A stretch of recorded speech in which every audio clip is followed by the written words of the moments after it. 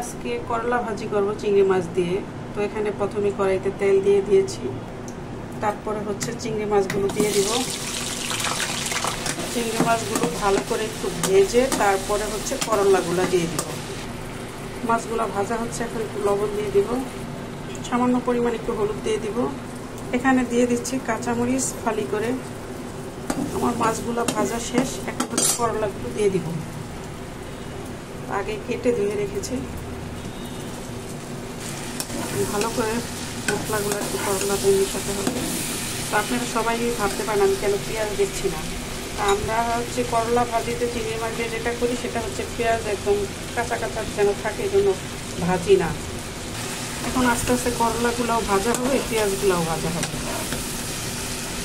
আমি অবশ্য করলাগুলা ঢাকবো না, ঢাকলে করলা ভাজিগুলো না ভাজা ভাজা হতে চায় না, পানি, সে কারণে এইভাবেই থাকবে।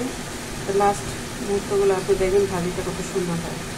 তো এই যে আমার করলা ভাজি আরও ভাজা ভাজা হবে, তাহলে খেতে অনেকটাই মজা লাগবে। দেখেন ভাজা ভাজা হচ্ছে কিন্তু এখনও পুরোপুরিটা শেষ হয়নি ভাজা, আরও ভাজতে হবে। এখন হচ্ছে একটু ধনিয়া পাতা দিয়ে দিতেছি, তারপরে ভাজিটা কমপ্লিট হয়ে যাবে। এখন করলা ভাজিটা হচ্ছে ভাজা ভাজা হয়েছে, এখন নামিয়ে ফেলবো। দেখাই আমার ভাজিটা কীরকম হয়েছে।